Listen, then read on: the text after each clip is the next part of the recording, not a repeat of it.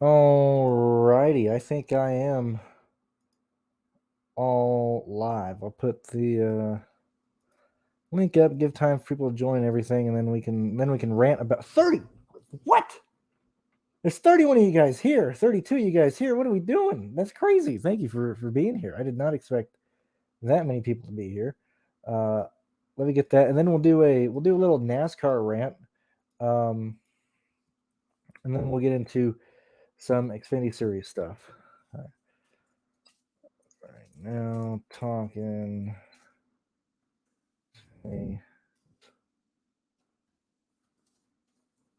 That's for Michigan because you can't pass.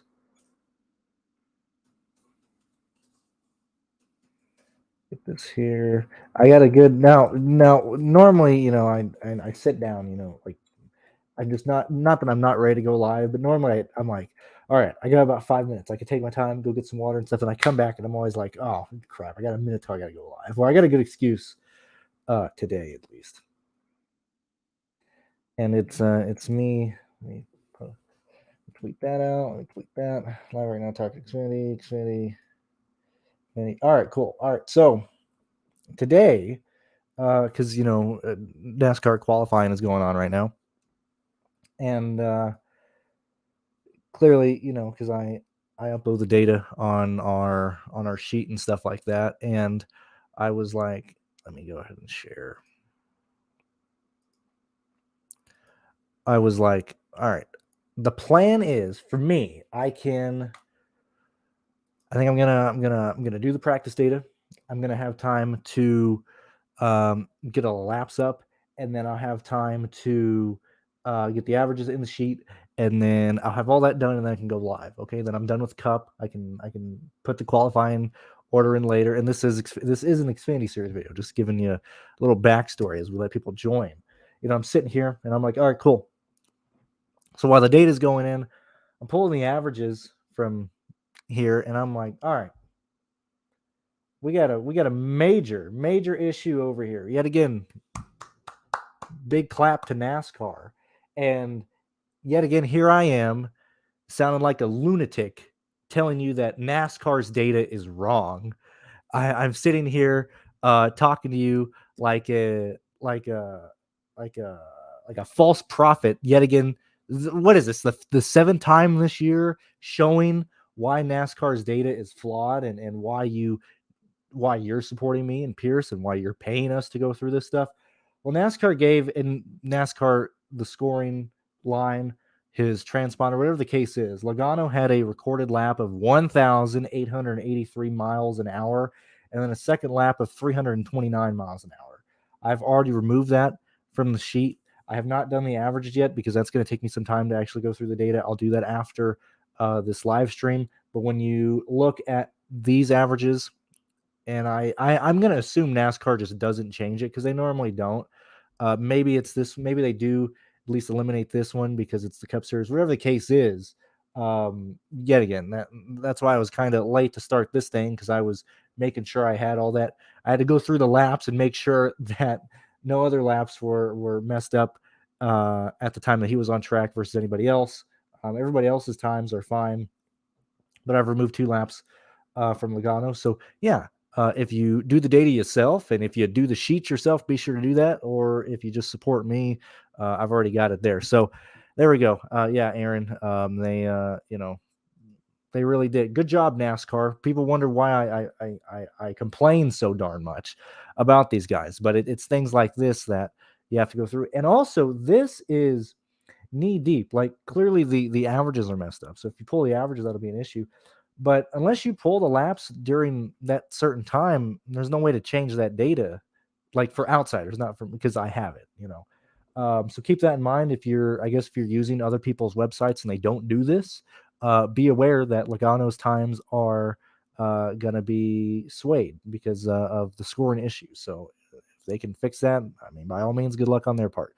But all that is fixed. Let's go ahead and talk about Xfinity here and go over what I think we should be considering. Let me take that back off. All right.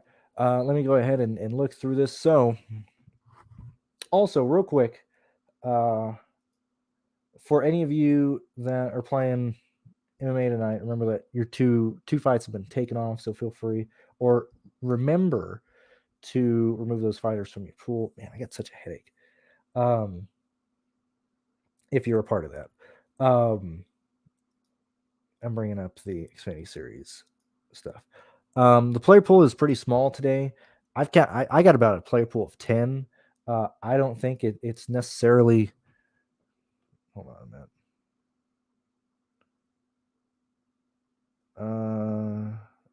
I don't think it's necessarily needed to go more than that. When we look at the, I totally forgot my train of thought. Give me a second here.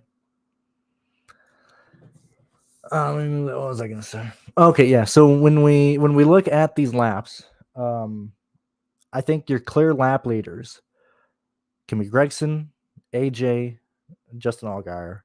I think that's really the extent. I believe it's going to be these three guys fighting for it. When we get to Michigan, as I've said before, this is a track that you can't fake speed at. And I know I was out of town. I know I did a quick, kind of thoughts video, and I didn't mention enough about AJ because I didn't think we'd run into an issue, or I didn't think I needed to touch about it then. But moving to Michigan, look, colleague is always able to trim out cars. We always know that. That's why AJ complains so much when he's in dirty air that his car drives terrible because it's just trimmed out beyond belief. Why is colleague so fast? Why are their cars always so fast at Daytona and Talladega? Because they're able to trim their cars out extremely well. I think they're probably the best team at doing that, especially single car speeds. When it gets to intermediates, that's when that stuff can hurt you, depending on where they're at in the corner, however the car is reacting, and so on and so forth. Let me move this. But the fact that AJ is showing up, AJ is running a lot of laps. The fact that, yeah, sure, I'm sure he was in dirty air for maybe like one of these laps. Maybe his lap 4 when he did the 184-1. I'm assuming that he probably had to pass somebody or got into a non-preferred lane. Probably same thing in lap 5. You got to remember that we also had the yellow for Matt Mills blowing a motor. So we had about a 10-minute. Gosh, I got such a headache right now. We had about a 10-minute yellow for that, and so most of the guys ran 2-3 laps, and the yellow comes out. You wait around 10 minutes, and they come back out, and they have to get all their laps in and stuff. And so really, if you ran during your first run and whatever you had in that first practice run, you had the time to fix it. You had the time to make changes for it. So that's why we're seeing so many people like Jones only ran 2 laps to start the session. Noah Gregson ran 3. Herbst ran 3. Gibbs ran 2. Austin Hill ran 3, so on and so forth. And you see these guys go down pit lane, and you see all these guys run another long run because they understood that, hey, we only have about 8 minutes in this practice session. Now that NASCAR has given us a little bit of more time, let's just run this out and see what the car does. And so when we look at most of these lap times, a lot of these averages or a lot of the 5-lap runs and the longer runs are built following the yellow for Matt Mills. And so I like the fact that colleague was running 185s pretty much consistently in their run, high 184s, 185s. When we look at Allgaier, he's certainly there with an average of 184.4.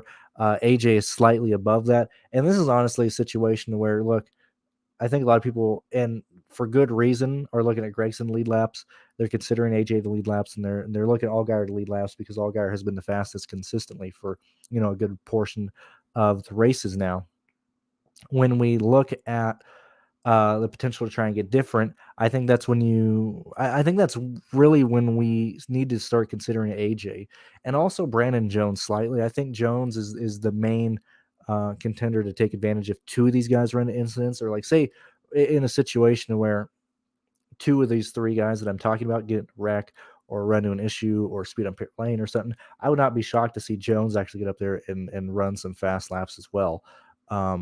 But due to the fact that the pool is so small, I'm leaning towards using, Allgaier and AJ in my lines versus using Gregson and hoping that AJ can pass Gregson at some point in the first run, or at least be up there contending with Justin Allgaier, because AJ is going to run top 5. We always know that. He's a top 5 contender, just doesn't have that bump to get into the lead. This is a situation where I think he can do that. The biggest hindrance for AJ is that he's going to be starting on the inside lane at the start of this race because Gregson's most likely going to take the outside. So I don't expect AJ to lead probably the first 4 or 5 laps. I'm hoping that once things get single file, he can then have the run and get by Gregson on the straightaway and probably down the back straightaway or line him up to pass him down the front straightaway, maybe like lap 8 or 9 or 10 or somewhere around there. Once we get past that, due to the fact that we've had we have so many soft pricing, especially down low in the value range. Oops. Where's my Xfinity series? Where is it? Did I X out? I did. Let me get my sheet up here. When we look at the value range and we look at how softly a lot of these guys are priced, it's pushing us towards let me move this. It's pushing us towards a pretty narrow pool. Like we have a lot of guys projected in the 30s, a lot of guys in the low 40s, but they're just not getting a 5x value that we're seeing due to the fact that this race is only 125 laps. There's not a lot of fast laps led, and mostly I would assume that probably a good half of those, or probably 3/4 of those, are probably going to 1 or 2 drivers. And so everybody else is running on place differential. This is a place where, as I've said at least 7,000 times, you can't fake speed at this racetrack. Okay, and so really, when I say fake speed, like Weatherman taped up, they had to make the race fully taped up, put down a flyer at P8. We know that is not his race pace. However, he qualified because he needed to make the field because it's such a big field. But in the grand scheme of things, when we're looking at how these guys are running, we're looking at where everybody's starting, I don't see a lot of passing going on in this race. Like when we look at people like, and I'll get to Nemechek, I'll get to people like Alfredo and stuff like that. But like when we look at Austin Hill and stuff, I think he's going to pass like 7, 8 cars max, 9 cars max. That's not going to get you a 5x. Riley Herbst, starting 13th. I don't see him passing like more than 4 guys. Ryan C. Can't see him pass more than like 2 guys here. Jeb Burton can't see him pass more than like 3 guys here. Even Ty Gibbs can't see Ty Gibbs really getting past like the 5th or 6th position in this race due to the fact that we're seeing who the top 4 guys are. Okay, and one of those guys, Sam Mayer, had a bad Q lap. He's starting deep in the field, and so I don't see like Ty Gibbs getting the lead. I don't see, Hemrick really staying up there. Like if Hemrick stays up there, it's because he's staying in 6th or 7th. He's not staying in 4th. Okay, and so when we look at that and we project everybody and we start looking at the value range, it's really around like 12, 13 guys that we can end up looking at. And those why did I copy this thing twice? When we look at this area, we see Josh Williams, $4,500. As I said in the video yesterday, I expect him to make the race. I expect him to hit value right there. He has speed. We know that Williams is most likely going to stay in the top 30, where we're seeing proof that under race pace at intermediate tracks this year, he's maintained a run position or finishing position of around 24th to 21st. I think we can very easily see that. The reason he's in the 5 car is because they need owner points for this. It's him. It's not, it's not like the Matt Mills 5 machine. It's Williams's money. Williams's money. The good BG McLeod Motorsports motor in this. I can see him maintaining that. So I can see him hitting value and really blowing the value out of the water. I think at that point, it's not necessarily what he can get you. It's just that if you need salary relief, you're going to Williams. You're also going to Bailey Curry. Bailey Curry had a flat tire on his left rear during his qualifying, and so he wasn't able to finish the lap at full speed. And so I see him very easily getting to value. Josh Bilicki is on the border, but at this point, those are the only guys we're looking at. I understand that David Starr is starting there or starting near the rear, but he's $5,700. When we're building our lineups this week with what I'm assuming is the standard 2 of the 3, Gregson, Allgaier, and AJ Allmendinger, it's difficult to get to Josh Bilicki. And I would much rather play Josh Williams for a similar projection for a much cheaper price, and especially over like David Starr. I'm sorry.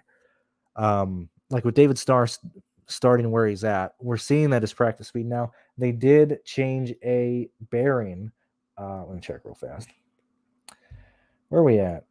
They had a left front wheel bearing failure. It was not even like a qualifying lap. I don't know if that was necessarily something they found before qualifying or if that is directly in his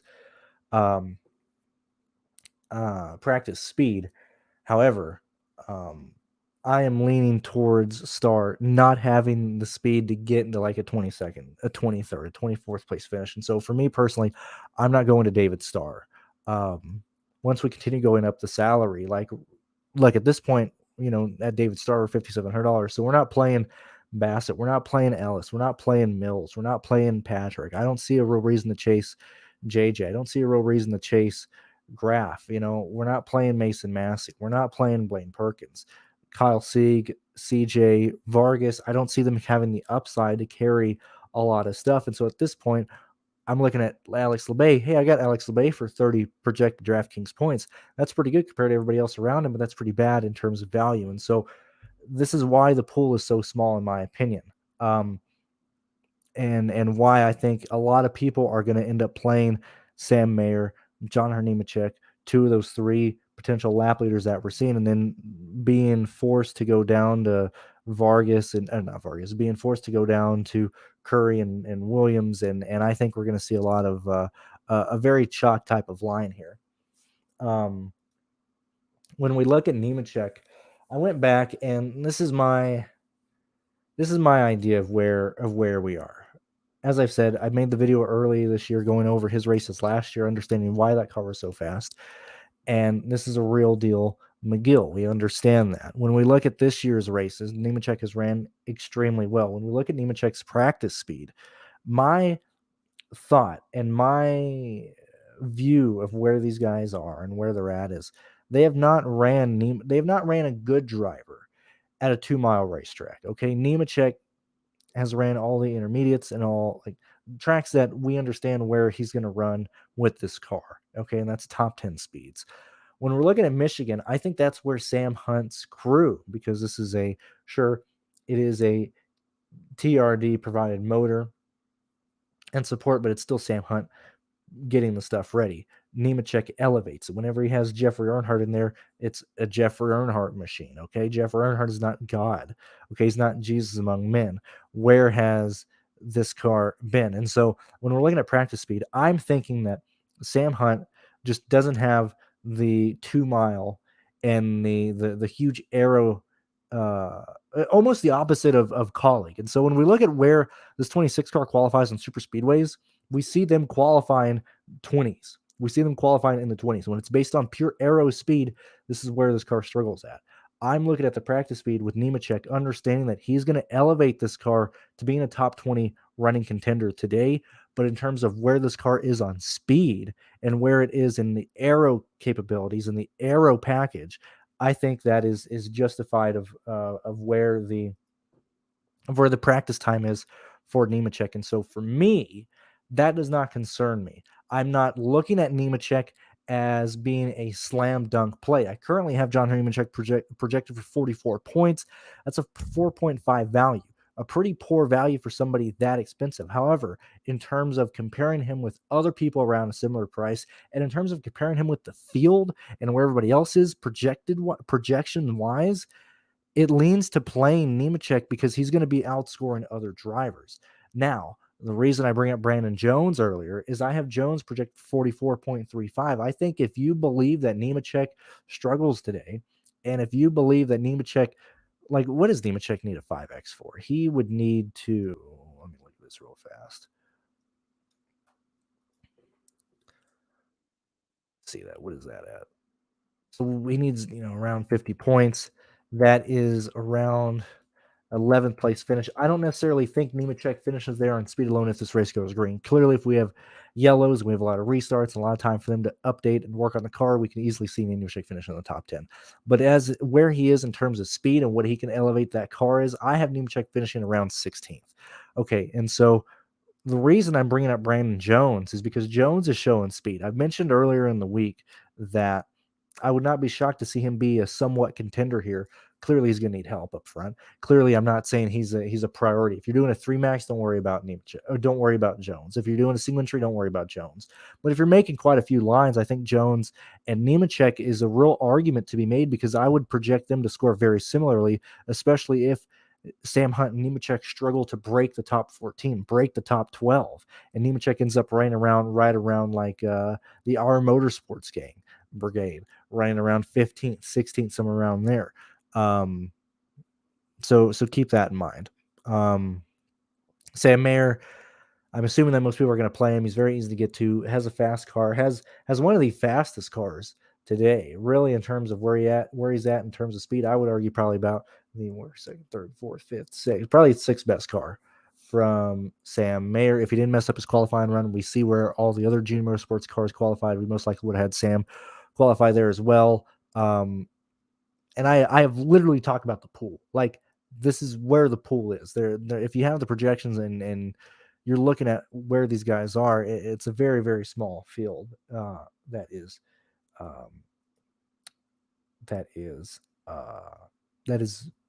available today to use. So let me go through the comments real quick. Happy to have you here. Thank you for joining me. Big Derek, nothing much is sitting here. Jax, happy to have you here. Nothing much is going on. George, how are you doing? Let's see. We've talked about that. What's up, Eagles? Yeah, best of luck, Brian. Let's get it done. I would agree. Yeah, I think that is where. So, on my projections, based on what I'm looking at, I think you play Nemechek. I think he's worth a play. Now, if you're expecting him, if you're projecting for like 50, 54 points, I think you need to hit the brakes on that. If you see Nemechek is like mid 40s, he needs to be considered due to the fact that we don't have a lot of people in that range, and we don't have like Ty Gibbs I got him projected for 41 points.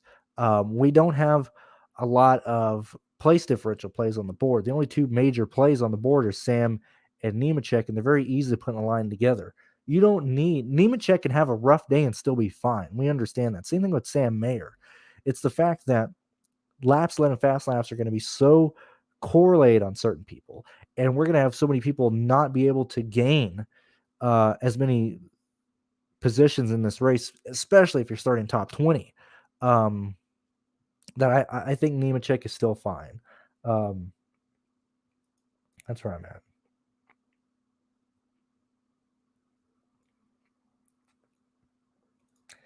We'll see. Yeah, I mentioned that.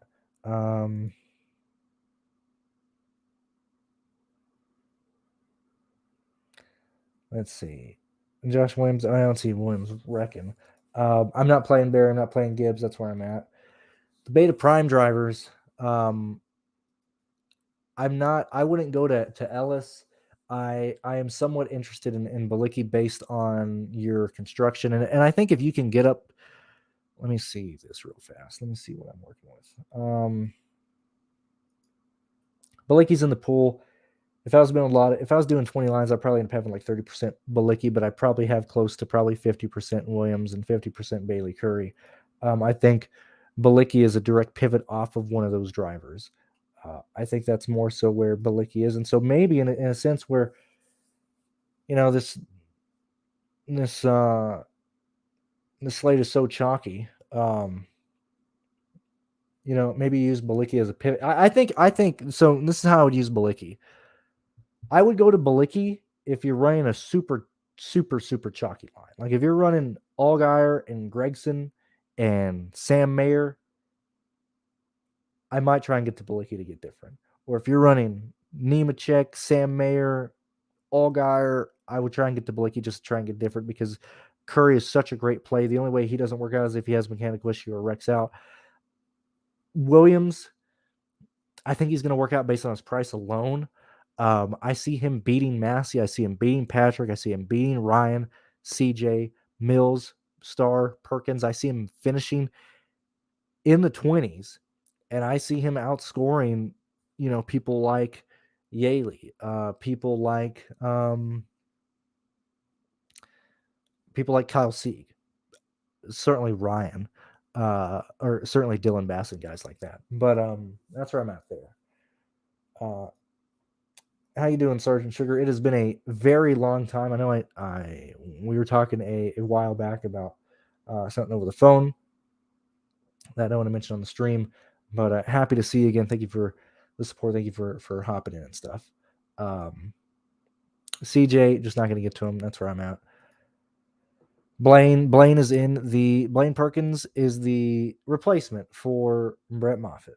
So good job, Chris Auer. Fantastic decision making. What you should do is just get rid of your 3 cars and just run 2 and keep Moffitt in there versus putting Perkins in there. Perkins did, however, go to the garage. Look, I mean, he's going to be slow. I see no reason to play Perkins because Perkins is bad. Like, look, as somebody who plays Blaine Perkins nearly every week in some form or fashion for trucks, the kid has no talent. The kid is bad. The kid just sucks. like, uh, and so this is going to be, first off, he's going to be slow. Like, even if the car was the issue in practice, this is a flying track, okay? He's not going to find the speed to somehow miraculously finish 25th, 24th, or something like that. And I would not be shocked if we see. I would not be shocked to see Blaine Perkins lapped at some point in this race, despite the fact it's a 2-mile racetrack. And so I'm just not getting the Perkins. Creed, interesting point. I know Pearce is. I'm not sure about what he's doing for this race. But we are getting in a sense to where we do need to start focusing on Creed more because he's going to start putting races together. The issue is, I don't think it's going to be this race. I think it's more so. I like Creed for a regular intermediate track, not necessarily as 2-mile track, because the gap between junior motorsports and everybody else, I'll throw AJ in there as well, but mainly junior motorsports, and the rest of the field is just gigantic. I don't see RCR finding that speed in this race to go from both their cars being 9th place contenders to winning this race and leading laps in this race. And so for me personally, I'm not getting to Creed, but that's just where we're at. There. Where are we at? Let's see. Okay, we're there. I think that's where we're at. 110 of you guys here on Saturday, mid Saturday, talking Xfinity. I do appreciate it. Yeah, my poll is really condensed. I think the race winner and the primary lap leader comes from one of the top 3 starters. I think all 3 starters have the potential to lead laps and get fast laps. It just depends on what 2 it is. In a chalky slate like this, I certainly lean to. I like Allgaier. I think he's primarily the favorite. It's really a coin flip between Gregson and AJ. I think AJ gets lesser ownership just due to the fact that he has heard a lot of people recently, and I think more people play Gregson just thinking that Junior Motorsports runs away. I think it's very much a slate where it's worth possibly sprinkling in some AJ. Everybody else, I just don't see it. Like Sammy Smith, don't see it. Hamrick, don't see it. Barry, gonna need those 3. Gonna need the top 3 guys to run into issues for him to get the lead, or he gets on pit lane. I don't see that. I think Jones is probably the best Joe Gibbs car in this race. That's why I would actually have him projected better than Ty Gibbs. Like Weatherman isn't staying up there. Brandon Brown isn't staying up there. Creed is probably finished around 9th. Cass is probably finished around 11th. And so at least for me, that's just where I'm at in terms of looking at these guys here. Look through. So I'll at least end it with this. Like when we go back to, what's the next race we go to? Man, this headache is killing me. NASCAR Xfinity schedule.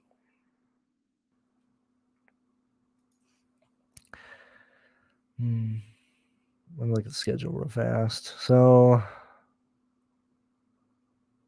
like, Kansas for me is a place where I'd be interested in Creed, based on what I'm leaning to. Texas as well. Las Vegas. Those are kind of places that I want to maybe target Creed more than usual, but at least not this week. Derek, I think that's a fantastic start. I think those 3 drivers will probably be extremely highly owned. And I think you have to eat it and try and get different somewhere and stuff. I need to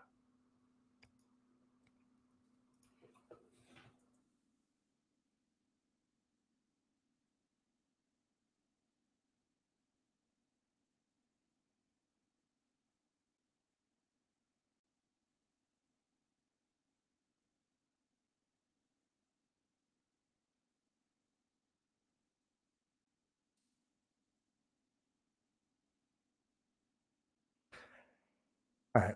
Let's see. I got that. What is this? Do I have a sleeper pick? I mean, I don't think he's a sleeper. Well, Sam. Okay, to win the race, I think Sam Mayer. I think Sam Mayer would be a very interesting sleeper pick to win the race. But that's really it. I'm not playing Massey. That's just where we're at. I'm personally not doing Austin Hill, but that's just where I'm at. And no Matt Mills. Matt Mills actually blew a motor in practice, and I highly doubt they're gonna be competitive with the motor that they're having to put in. That's where we're at. Eagles. Ladies and gentlemen, I think that is where we're at. Let me just see real quick. I think that's where we're at. Gonna let you guys go ahead. I gotta finish this practice stuff for Cup, and then I might go lay down for a bit, take some Tylenol, and try and get this headache out. But thank you guys for being here. Hopefully this helps you out. I understand that this is a chalky slate. Unless we get like a gigantic wreck or something that takes out some big people, the optimal lineup shouldn't necessarily shock us. We might have one guy there that's like, oh, okay, I didn't really consider him, but for the most part, we should understand where to go. Thank you guys for being here. Consider supporting the channel. Join the Patreon since it is the beginning of the month. Support me, support Pearce, and I'll see you guys tomorrow.